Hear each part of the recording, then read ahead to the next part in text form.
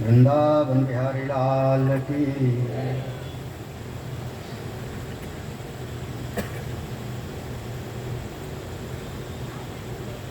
ओम भद्रं नो विवाते मनः। ओम शांति शांति शांति। चिन्मयं व्याप्य सर्वं त्रैलोक्यं सचराचरं तत्पदं दर्शितं येन तस्मै श्री गुरवे नमः।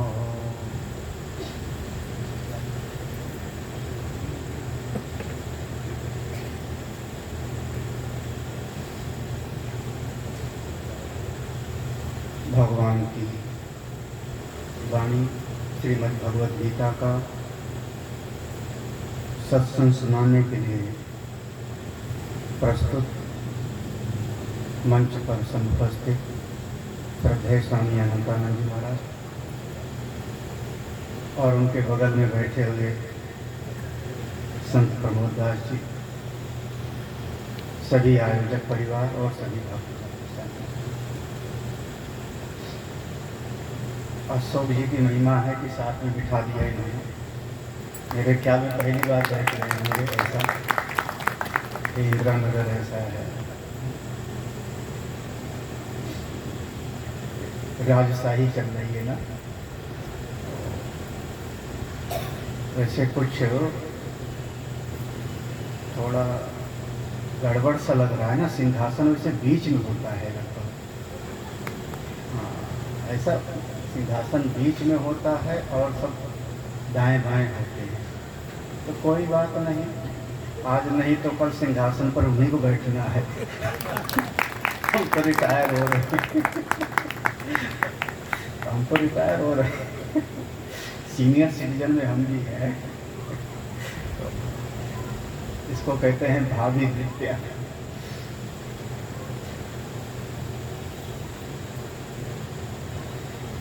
बोलिए वृंदावन बिहारी लाल की। मनुष्य के जीवन में दो प्रकार के पुरुषार्थ माने गए हैं। एक को हम लौकिक पुरुषार्थ कहते हैं और दूसरे को अलौकिक पुरुषार्थ। लौकिक और अलौकिक। लौकिक मतलब हुआ इसी जगत से संबंधित, इसी लोक से संबंधित अगर किसी चीज की कामना है पुरुष के भीतर, उसको घर चाहिए, उसको परिवार चाहिए, उसको समाज चाहिए, मान प्रतिष्ठा चाहिए, तो इस लोक से संबंधित जो उसके भीतर कामना है उसको हम कहते हैं लौकिक पुरुषार्थ।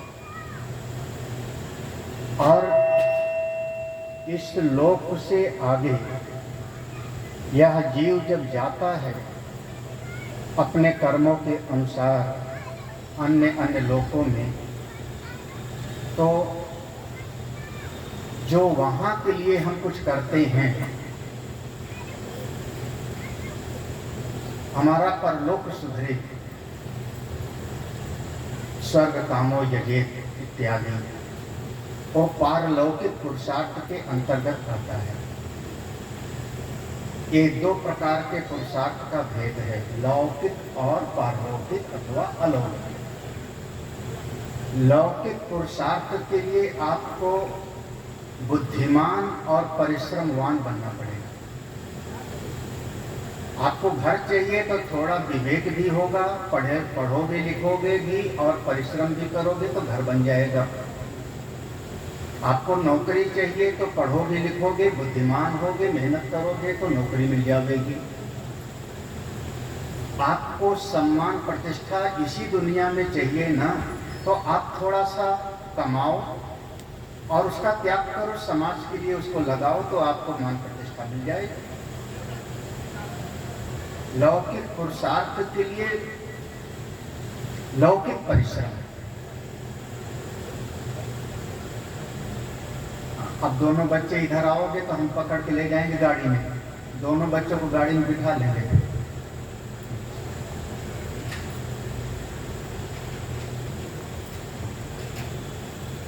और पारलौकिक जो जगत है, इस लोक से परे जो जीव जाता है, वहाँ के लिए अगर हमको कुछ करना है तो मुख्य रूप से उसके लिए सत्संग की जरूरत है। सत्संग आपको उस लोक की बात बतावेगा, आपको कहाँ जाना है, आप कहीं से आए तो किस लिए आए, आपका जो परलोक होगा वहां पर आपको सुख कैसे प्राप्त हो, शांति कैसे प्राप्त हो। वास्तव में सत्संग का तो मुख्य उद्देश्य हमारा यही है। समाज में एक ऐसी धारणा बन गई कि जब हम सत्संग में जाएंगे तो हमको धन मिल जाएगा, घर मिल जाएगा, व्यापार चल जाएगा, नौकरी लग जाएगी। ये सब दृष्ट फल है, बहुत साधारण सी बात है। इसके लिए हम सत्संग नहीं करते। अगर ये कामना होगी, इतनी सी कामना होगी तो नौकरी लग जाएगी तो सत्संग छोड़ देगा। घर बनाने की कामना है, घर बन जाएगी तो सत्संग छोड़ देगा, क्योंकि कामना की पूर्ति हो गई तो उसके बाद करने की कोई जरूरत फिर नहीं रही। प्रयोजन सिद्ध हो गया तो आगे क्यों करें। तो जब कभी सत्संग में आते हैं तो बिल्कुल विश्वास रखना चाहिए कि हम लौकिक पुरुषार्थ के लिए यहाँ नहीं आए हैं, हम पारलौकिक पुरुषार्थ के लिए आए हैं। हमको भी इस दुनिया से एक दिन जाना है, यहाँ से जाना है। भागवत की कथा सुनते हो तो भागवत में इतना सुनने को मिला होगा कि एक धुंधकारी था जो प्रेत बन गया था और फिर उसका उद्धार किया भागवत कथा सुना करके। तो ये पारलौकिक पुरुषार्थ है, लौकिक नहीं है ना। ये दुनिया वाला पुरुषार्थ नहीं है, वो तो शास्त्र जनित है। शास्त्र ने जो बताया है उसी के अनुरूप हमको स्वीकार करना पड़ता है।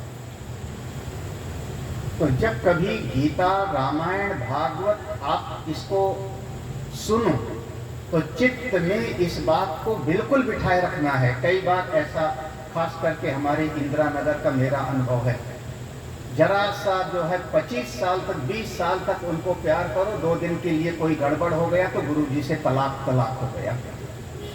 हाँ, बताओ हमारा एक काम बिगड़ गया, क्या फायदा गुरुजी का। एक खास करके मेरा इंदिरा नगर का अनुभव है। हाँ, तो आपकी दृष्टि में जब लौकिक जगत ही रहेगा तो आपको फिर सत्संग उतनी अपनी महिमा को प्रदान नहीं करेगा।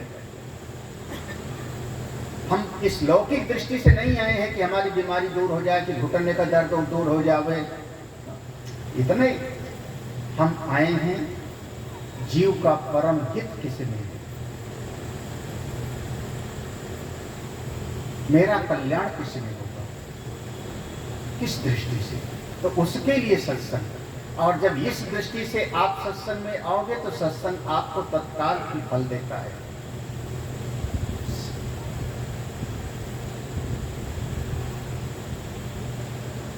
बच्चा लोग, तुम घर के हो, बीच में नहीं बात करना चाहिए सत्संग में। अभी क्या है, अभी तो जिंदगी की शुरुआत है। असली परीक्षाएं तो आती हैं 50 साल के बाद, तब समझ में आता है।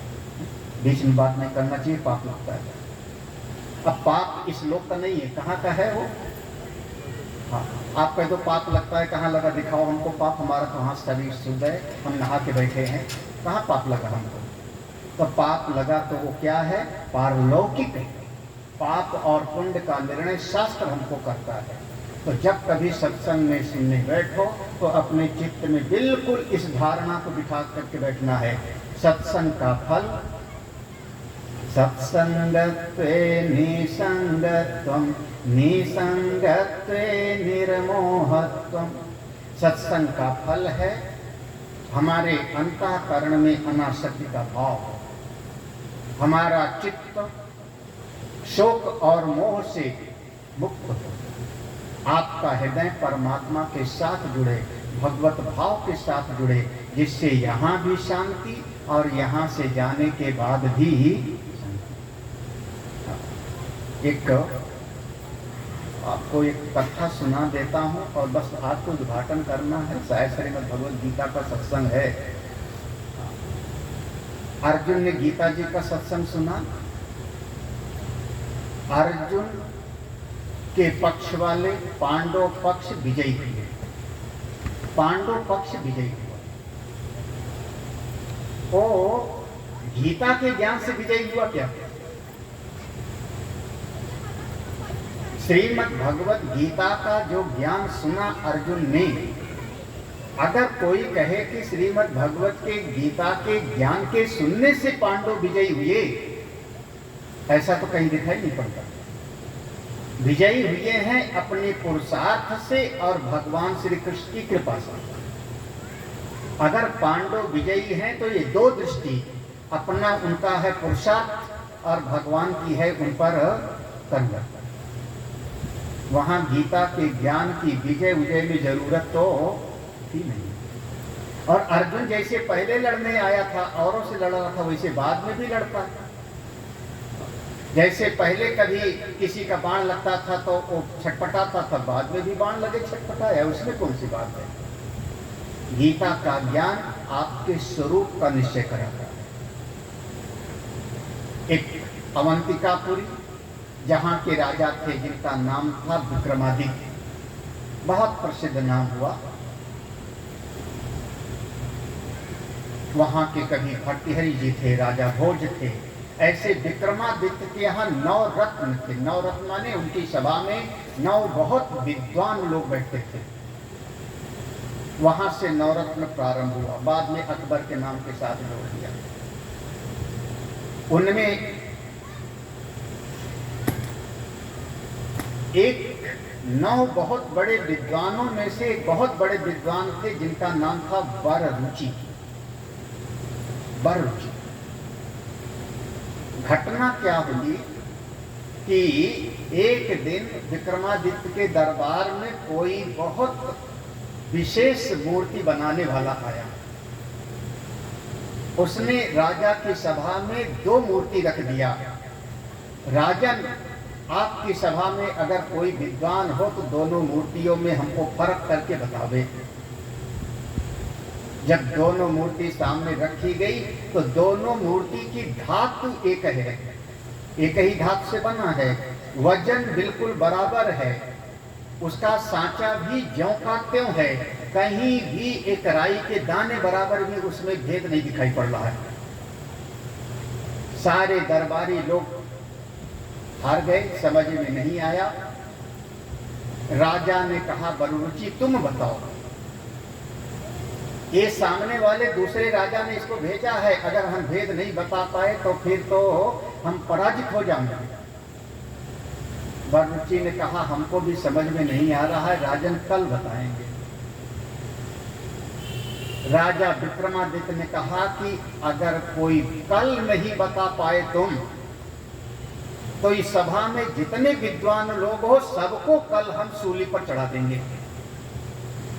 जरूरत नहीं है फिर ऐसे विद्वानों को, सबको सूली पर चढ़ा देंगे। अब तो पूरा विद्वानों में घबराहट हुई कि कल तो मर जाएंगे, कल तो मर जाएंगे। वररुचि वहां से भाग गए। अवंतिकापुरी उज्जैनी के बाहर गए, एक कोई तालाब था, वहां पर पानी पिया, अंधेरा हो गया था, क्या करें? तब तक वहीं पर बरगद का पेड़ था, उस बरगद के पेड़ पर चढ़ के बैठ गए। रात्रि बिताने के लिए रात्रि में 2 सियार आए। सियार सिरारिन आए। उनको पशुओं की भाषा समझ में आती थी वररुचि को, इतने विद्वान। तो सियारिन रो के सियार से कहती है, हमको मनुष्य का मांस खाना है, हमारे लिए मनुष्य का मांस लाओ। तो सियार कहता, ऊपर से सुन रहे थे, तो सियार कहता है, घबरा मत, आज और इंतजार कर ले, कल बहुत पंडित मरेंगे तो खुद मनुष्य कल भंडारा है, कल भंडारा है, कल बहुत मनुष्यों का मांस खाने को मिलेगा। महाराज ऊपर वो लटके हुए सुन रहे थे। इतने में सियारे ने पूछा, कल इतने पंडित कैसे मर जाएंगे? जो तुम कह रहे हो कि खाने को मिलेगा। तो सियार कहता है कि सारे पंडितों को राजा सूली पे चढ़ा देगा, क्योंकि ये पंडित लोग जो मूर्तियां हैं दो उनमें भेद नहीं बता पाएंगे, तो सूली पे चढ़ा दिया जाएगा, तो हम लोग खूब खाएंगे।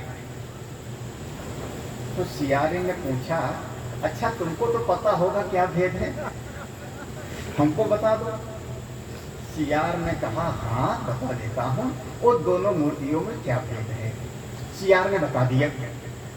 सियारे को बताया, वो जंगल में इतने में ऊपर जो बैठे थे वो जोर से हंस पड़े बररुचि, क्योंकि पता लग गया क्या भेद है। हंस पड़े, जब हंस पड़े तो सियार सियारिन वहां से भागे। तो सियार सियारिन को कहता है, दिवा विचार वक्तव्यम रात्रो नैव च पर्यटन्ति सदा धूर्ता बटे बररुचि यथा। संस्कृत का श्लोक है। दिवा विचार वक्तव्यम, दिन में बोलना चाहिए सोच समझ करके, रात्रि में ज्यादा बात मत करो, क्योंकि हमेशा धूर्त लोग घूमते रहते हैं जैसे बरगद के पेड़ पर बटे बररुचि। बररुचि को पता लग गया, वो आए और उसका भेद उन्होंने बता दिया और सब पंडित लोग बच गए।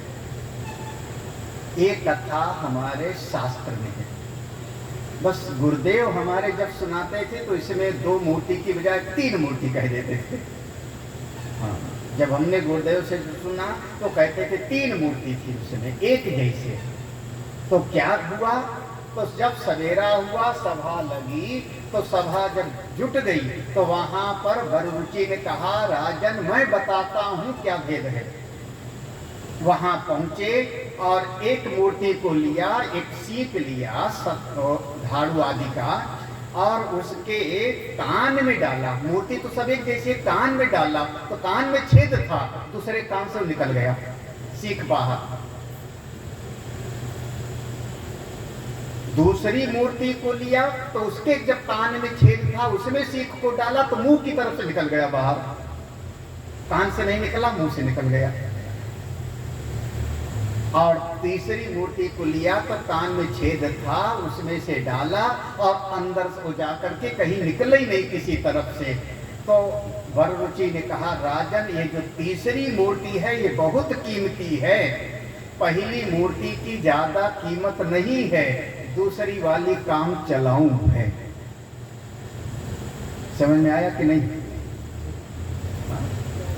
जो सत्संग सुनने वाले होते हैं 3 प्रकार के हुए। एक सत्संगी वो जो एक कान से सुना और इसको कहते हैं दुकान खोलो। दुकान खुली है, माने 2 कान पूरा खुला, इधर से गया इधर से बाहर। दूसरे वाले कौन है, बोले यहां से सुन के गए, लगभग आप लोग तो ऐसे नहीं करोगे, यहां से सुन के घर गए और तुरंत ही बहू को पकड़ा, सुन एक कहानी सुनाऊं, एक बररुचि था। तो कहां से निकाला आपने, मुंह से निकाल दिया।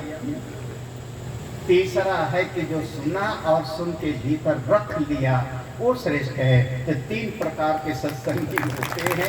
आप लोग सत्संग सुनो, और अनंतानंद जी ये तो विद्वान हैं, यही सत्संग सुनावेंगे। हम तो बस अशोक जी का, तुम्हारा आग्रह था, अनिल जी का, तुम लोगों का भैया पारिवारिक मामला है, क्या करूं, आना पड़ा। क्या कहते हैं, आदमी अपनों से जीतता है और अपनों से ही हारता है ना। हनुमान जी ने कहा था, महाराज जब लोग उसने बांध लिया था तो अब क्या करें, आने का तो नहीं था, लेकिन ठीक है, आप ही लोग जो है खुश रहो, सब लोग खूब आगे बढ़ो, मेरा आशीर्वाद है आपके पूरे परिवार के लिए। और सही कह रहे थे, इंदिरा नगर में तो बहुत दिन हो गया सत्संग सुनाए हुए हमको, शायद समय समय की बात है। और जब तुम लोग रिटायर होते हो 60 साल में, सीनियर सिटीजन, तो हम कहीं शहजादे क्यों नहीं रिटायर हैं? अब हम भी आराम से बैठेंगे, ये लोग कमा के लावें, प्रमोद जी खिलावें मुझको। मास्टर और गुरु कभी विचार नहीं। क्यों? हमारे ज्ञान की रॉयल्टी कब देंगे? है ना, रॉयल्टी होती है एक चीज ना। तो अब एक प्रमोद और अनंतानंद हमको कमा के खिलाएंगे, हम आराम से बैठ के खाएंगे और राम राम भजन करेंगे। बोले सच्चिदानंद भगवान की, वृंदावन बिहारी लाल की। श्रीमद् भगवद गीता का सत्संग अनंतानंद से सुनिए आप लोग,